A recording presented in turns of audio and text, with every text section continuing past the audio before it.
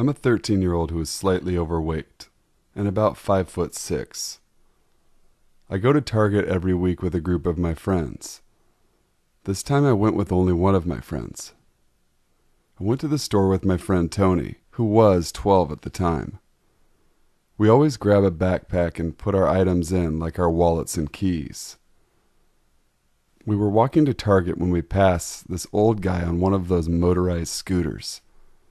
He was sitting on the side of the path we were on. I took out my phone and had the camera like I was taking a selfie, but I was watching him.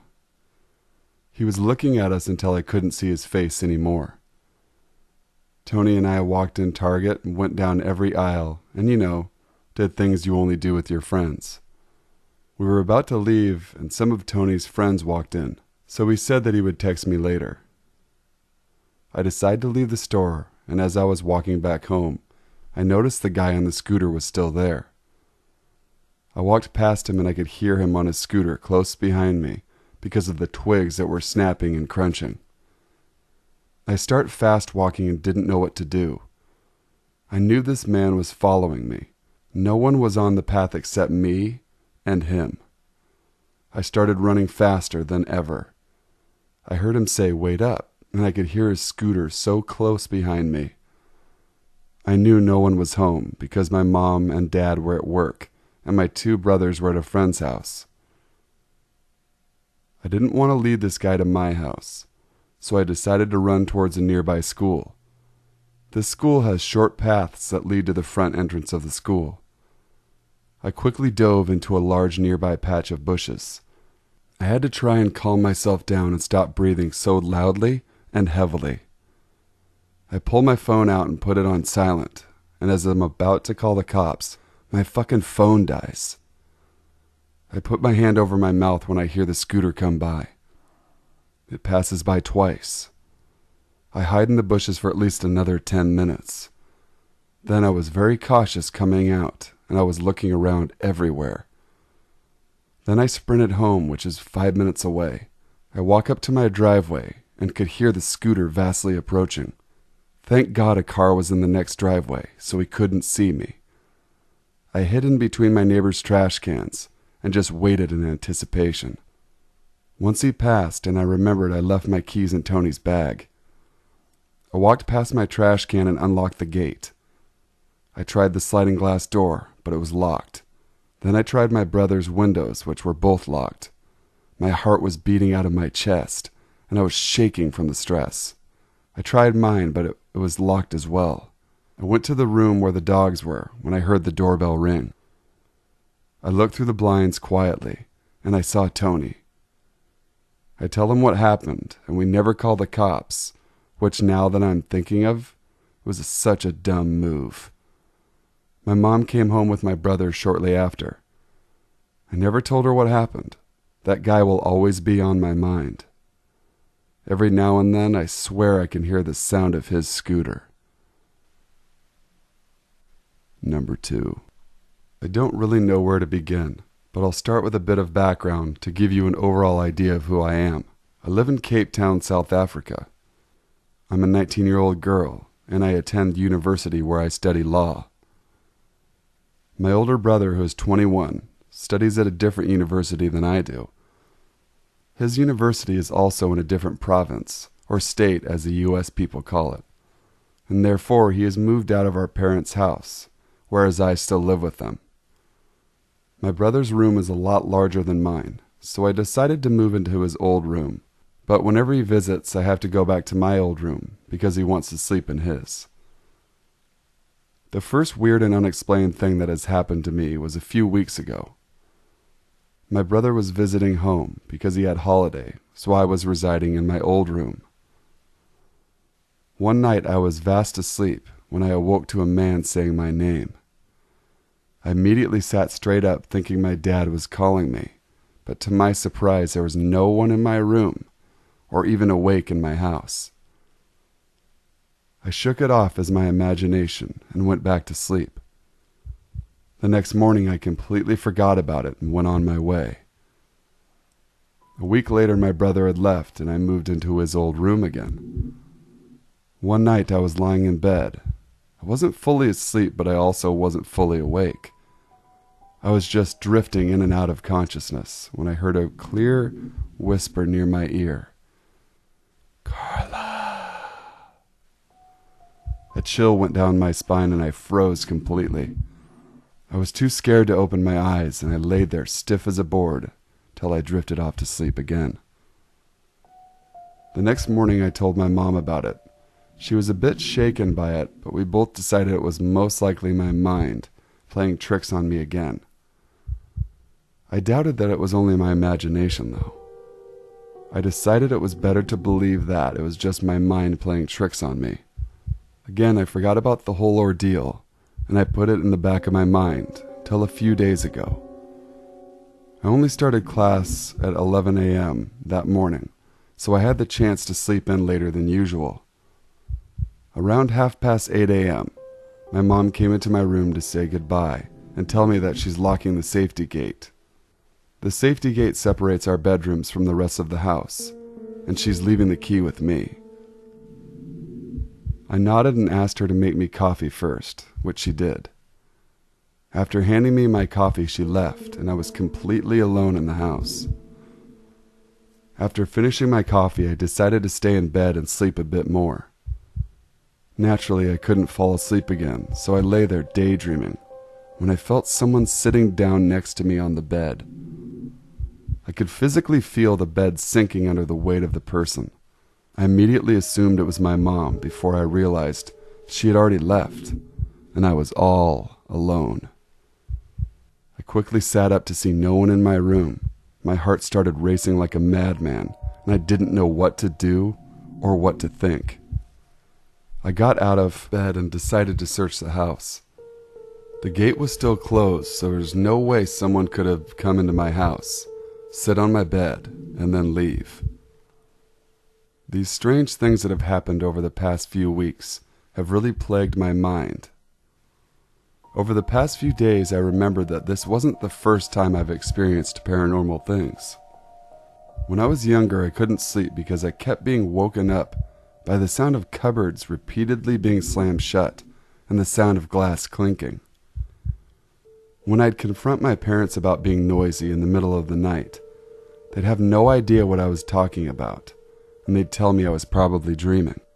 The strange noises weren't the only strange happenings. I also always used to see a dark figure hovering or floating above my bed. It scared me to the point that I permanently slept in my parents' room till I was 9 or 10 years old. I always referred to him as the Grim Reaper because I honestly had no better way of describing him, and to this day, I still don't have a better way of describing him. The last memory I have of this Grim Reaper is when it was about 5 a.m. in the morning. I was around 6 or 7 years old, and my dad was getting ready for work. I sat on the bed and watched as my father combed his hair. I looked away from him towards the TV for a brief 30 seconds or so, before looking back at him again, and when I did, I saw this tall black figure with a scythe in hand, standing behind my dad. Now I don't know if this entity or ghost or spirit, or whatever it is that has been making itself present to me over the past few weeks is the same Grim Reaper I saw all those years ago. My dad firmly believes it's my grandmother, who has passed away a few years ago, and that she is checking in on me. To be honest, I don't feel threatened or dread or anything associated with demons and bad spirits. So for all I know, it might as well be her, and that thought makes all of this a bit more comforting. Number 3. Just as a notation, I had 2 run-ins with crazy guys prior to this encounter, but nothing compared to this most terrifying incident. I was a 26-year-old female at the time. I was working graveyard at a truck stop. Aside from this incident, I had the best time spent working there. Only 2 other employees on the side of the store were working with me at the time. The truck stop was divided into a restaurant as well when this occurred. For roughly 3 weeks, I hadn't noticed anything until 2 weeks into being stalked. My manager, Jay, at the time informed me of the week prior and the strange behavior of this predator. The day I realized I was being preyed upon happened when a guy about 10 years my senior came right up behind me literally and was breathing on the back of my neck. He mentioned he'd seen me before and wanted to have dinner with me on my break. Like a distant memory in an instant, I recalled seeing him parked outside the store days upon days every night. He would come in and buy whatever, and in the process make awkward chit-chat. He totally had that psycho vibe. The vibe that makes you cringe fearing that this person would do something to hurt you. Anyways, that moment flashed all those instances I passed as just another frequent flyer of the store. I said I'm sorry, but I'm taken, and not interested, but not for any other reason. Immediately, I wanted to kick myself for saying that. I guess my nerves made me say something stupid like that. He brushed his fingers across my ass as he passed, and in a low, groaning whisper, he said, "I get what I want." I turned to look at him as he winked and licked his lips, looking me up and down. As he left, I walked briskly to Jay and said, "Hey, dude, the guy that just left, I think he's been stalking me for 2 weeks, not to sound vain." To which he said, "Yeah, don't flatter yourself," with a smile. Later in the night, closer to the morning hours, he came back in his white sedan-looking car. At the time, I didn't notice much else. I was just tripping out. Jay assured me and said relax and go refill the cooler, and I will creep his ass out until he leaves. I was half done and Jay came back in and told me he was gone. But he said don't half-ass it. Finish up, then take your break. The maintenance guy, C, was also let on a break. So we grabbed a Monster on our way out, lit up our mini cigars to enjoy the fresh air. We stood against the wall closest to the store, and not far from the doors, because it was a designated smoking area. Anyways, snubbing out the small cigar plug and tossing the can into the bin, we heard an exasperating voice calling out my name. I turned around and I saw the Stalker, and my heart sank to the soles of my feet as he walked aggressively toward me, reaching toward me, and he grabbed my wrist. I said I could get what I want. C ran inside to tell Jay to call the police. As I found my wits and struggled with the guy, it felt like time absolutely stopped, and everything was a blur. He pulled me halfway as I grasped at C's hand and post to block the vehicles from the walkway. Right before he yanked me into the front of his car, 2 patrol cars pulled in. One blocked his car on the back, and the other to his driver's side, forming a blockade. The guy realized a bit too late, as he was intent on getting me into his car, as he tried to jump in his car, and an officer grabbed him in an instant. While one officer was arresting him, the other was talking to me while we searched his vehicle. Being that I've never experienced this, I was freaking out. I just said, "What do I have to do?" And the officer said I'd have to go into court and testify against him for charges to stick. I told him that I told the man I was taken, mind you, by a very jealous guy, so I told the officer I couldn't testify. My crazy-ass boyfriend would think I was just cheating girlfriend or something and would scoff at me. I'm still freaking out but trying to stay calm, when at that time the officer who was searching the vehicle conveyed to the other officer and I that what they found. On the passenger side he had a stun gun and tape along with rope.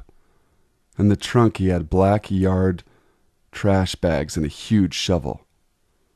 They said you were very lucky because he even removed his plates so you'd be a goner for sure. They had my Stalker in the police car, and as they drove off the lights of another police cruiser illuminated his face, and I lost it. I fell on my knees and just became a total wreck. Jay held and comforted me as C minded the store. Finally, after a few long minutes, someone came to replace me at the store. I just sat in the back office falling apart. After collecting myself and cleaning up my eye makeup, I finally drove home to our apartment. When I got home, I just fell onto the couch into a slumber I've never had since. Fortunately, the 2 kind officers that searched the vehicle were in court to represent the arrest and represent me as well. They informed me later the guy was to move upstate after his jail term. He was being jailed for aggravated assault, and I had testified he'd get the same charge, being as how we really didn't have stalker laws. Until the day I decided to quit my job, I was always assured an officer would always be posted by the restaurant side, seeing as how they responded so quickly, having just left the restaurant at the time of the incident.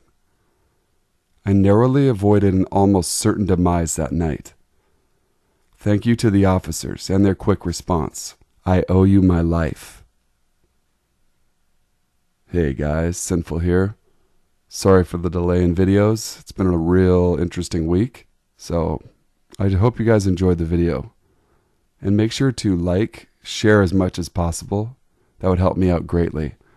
Comment and subscribe. Join the Sinful Society. And I want to say thank you guys for all the stories you've been sending me. And I promise I will get to your story if I haven't already. Don't worry, it will be featured. And keep the stories coming, guys. Until we meet again, stay sinful.